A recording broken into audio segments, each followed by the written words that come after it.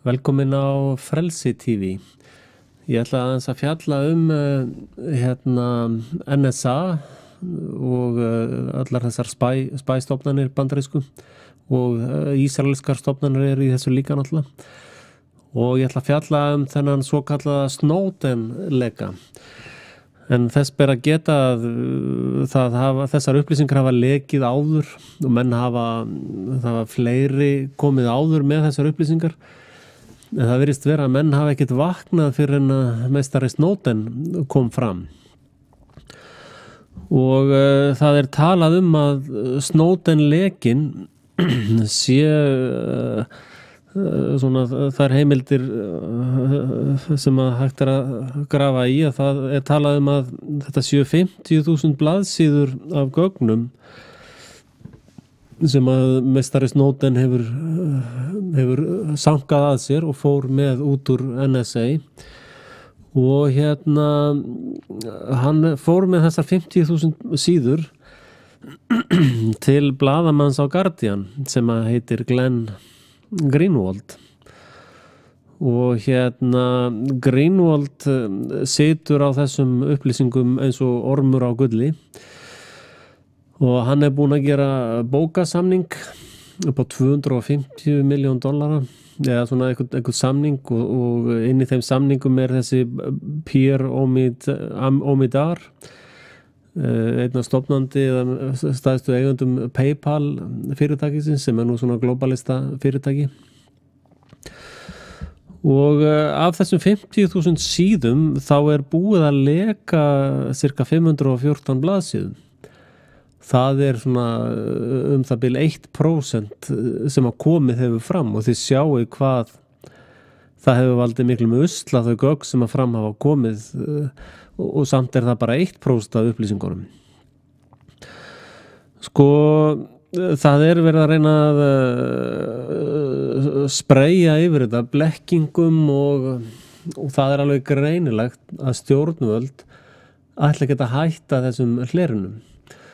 Og það alltaf að koma betur og betur í ljós að þessar hleranir eru miklu umfangsmeiri heldur en að svona allavega almenningur gerir sig grein fyrir og meira sé að þetta vera umfangsmeiri heldur en mörg stjórnvöld gera sig grein fyrir og það má nú kannski lesa gamla drauma dæmið að þetta náttúrulega kemur mikið í gegnum iPhone-ana og þau tæki sem við eigum þeim beitt, við kaupum þessi tæki og síðan þeim beitt gegn okkur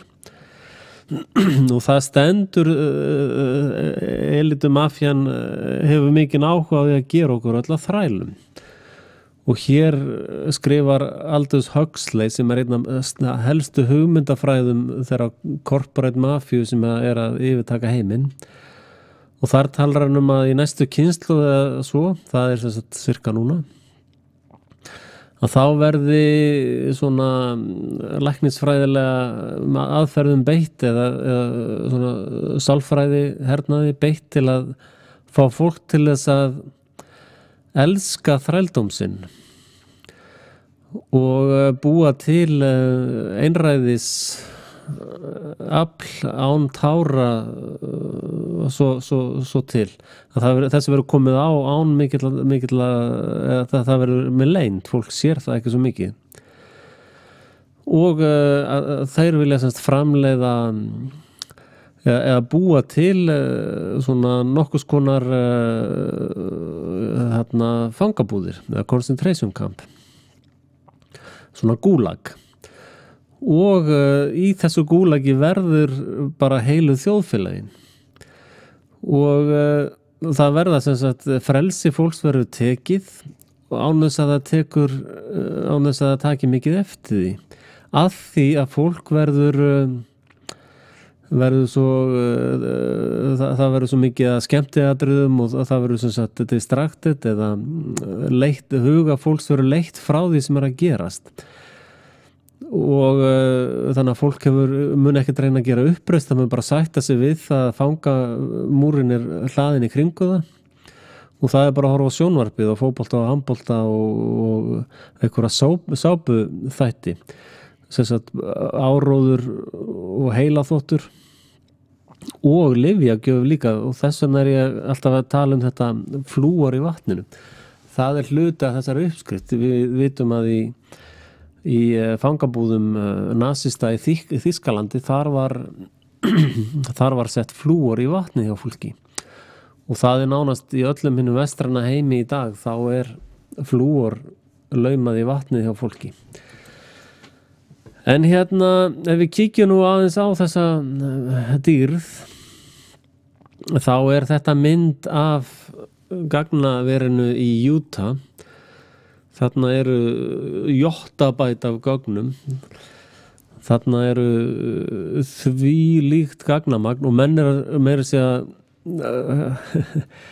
samsæringar sem eru komin hvað lengst að segja að þetta sé bara yfirborðsmiðstöðum. Það sé neðanjarðar þarna margfalt meira rými. Ég sel það nú reyndar ekki dýrar en ég keypti það. En þetta alveg svakaleg aðgerð sem í gangi og þetta brot á öllum stjórnarskrám, öllum alþjóðasáttmálum, mannréttindasáttmálum, rétt til friðhelgi einkalífs. Það bara það verið að brjóta allt sem má segja okkur sé heilagt. Og það einmitt rosalega mikið í stíl við hvernig þetta fólk hugsar. Þetta fólk lítur á svona almenning, þetta elitan, corporate elitan sem ég sýndi ykkur áður, að hún lítur bara á allan almenning sem bara fangana sína eða þrælana sína. Og að þetta komi fólk í raun ekkert við, hvernig að það sé verið að hlera það. Og ég held að fólk átti sig ekki á því hvað hlerunin svakalega mikil. Sko, ég ætla að gera kannski það sem heitir reverse engineering eða á íslensku mætti kannski kalla öfuga verkfræði eða afturvirka verkfræði. Og þetta sem ég að fara að segja núna byggi ég ekkert á, ég hef ekkert séð þetta hjá neinum öðrum. Þetta bara svona ef að ég fengi það verkefni til dæmis að hlera allan heiminn. Ég vildi bara heyra allt sem allir segja allstaðar. Þá myndi ég væntanlega gera það einhvern veginn svona. Og hérna mynd af svona reitkorti eða svona það sem sagt kort í tölvunni sem nota til þess að tengja marga harðadiska við og þú getur þessi rauðu þræðir hérna eru sína þar sem að fer úr kortinu og í harðadiskinn og mín kenning sú að þessi speglunatækni, þið sjá það bara einn af þessum örgjörfum hérna sem notað til þess að spegla og það svo rosalega mikið hraði á hvernig þessum gögnum með speglanir á harðadiskin að þú finnur ekkert fyrir því á meðan þú ert að vinna á tölvuna og ég myndi sem sagt ef ég hefði þetta hlutverk að þróa svona þá myndi ég búa til svona mirror chip, eða ég myndi sita í örflögunar mirror fetus þar sem að allt sem að þú slærð á lyklaborðið og sko athuguðu það, þetta eins og til dæmis þið viti hvernig þrívítar tölvuleikir eru gerðir þú þarft ekki öll gögnin til þess að teikna eiginlega einu, þið viti þessi netleikir einu gögnin sem fara fram og tilbaka eru textaskilaboð þannig að þegar þið eru að opna forrit Word eða þið eru að fara á vefsíðu eitthvað svolítið þá eru að opna forrit sko njósnastofnarnir þurfa ekkert þetta því þeir eru með afrit af öllum forritunum hjá sér þeir þurfa bara flæði af keystrókinu sem þú ert að slá inn og eins og þið veitir TCP/IP pakkanir þá í upphaf og enda þá sagt hvað pakkin hvaðan hann kemur, hvert hann ætlar að fara og sama væntanlega með þessar hlerunarpakka að það segir í upplýsingunum í hlerunarpakkanum þá segir í hvaða forritið þú ert og alveg nákvæmlega hvenær þú varst að slá hvaða stillingar voru uppi og síðan flæða upplýsingarnar og við sjáum að hérna svona netflaga. Þessi flaga hérna, þessi RTL, þetta netkortið og hérna netkortið á móðuborði, en takið eftir að þeir sem að eiga öll þessi chip fyrirtæki, það elitemafían sem að vill gera alla föngum. Og nú svo hérna náttúrulega örgjörfin, það eitt chipið líka, og það bara 2 framleiðendur í heiminu sem að framleiða örgjörfa, og hér inni getur líka sett einfalda þú getur haft inn í forskriftinni hér aðferði til þess að hlera og síðan ferða úr tölvunni og yfir í switch í símstöðinni, eða hérna switch, sama típa og ég var með, eða svipuð típa, ég var með alveg Telesyn til dæmis, franskt fyrirtæki, en hérna 3 kom. Þá sem sagt þessi network flaga hérna, Realtek og örgjörfin og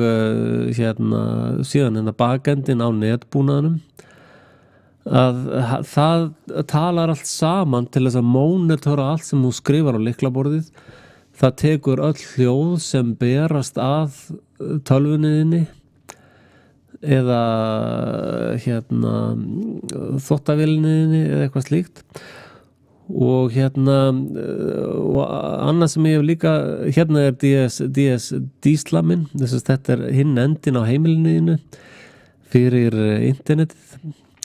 það svona box út í götu hjá þér, og hérna eru þessi power meters, eða hérna rafmagnið, og ég hef líka lýst því að það sem fer í mikrofónin eða myndavélina, og þessi mikrofónar eru orðnir svo litlir, hérna sjáu þið til dæmis mynd af kameru, hérna pennaotur og þetta kamera og áttið ykkur á því að hérna við hliðin á elspýtum, áttið ykkur á því að hljóðnemi getur verið miklu minni. Þannig að, og hugsið ykkur bara lífið ykkar, pælið í því að það allt sem þú hefur sagt nálagt tölvu, allt sem þú hefur sagt nálagt heimilistæki, vekjaraklukku, ljósaperu, bara allt sem framleitt með tengt við rafmagn, internet eða síma, með svona hardware layer, og all hljóð fara í þessa miðstöð hérna í Utah. Öll hljóð sem þú nánast gefið frá þér, og hljóð sem þú gefið frá þér í bílnum, nálagt ljósastörum út á götu, og það fræðilegu möguleiki að hlera þetta allt saman, og þess svo barnalegt þegar að fólk til dæmis að tala alltaf þessa encryption. Já, þetta alveg, Bitcoin alveg örugt, af því það er encryption í gangi, en aðtöðu það að það ekki hægt að búa til encryption nema með einhverju svona örgjörfa. Og hugsum okkur að þetta sé tölva, hún að búa til encryption, þá býr örgjörfin til pakka, svipa á TCP/IP pakka sem þá njósnapakki, og hann, þegar að örgjörfin eða tölvan búin að búa til þennan dulkóta, þá sendir örgjörfin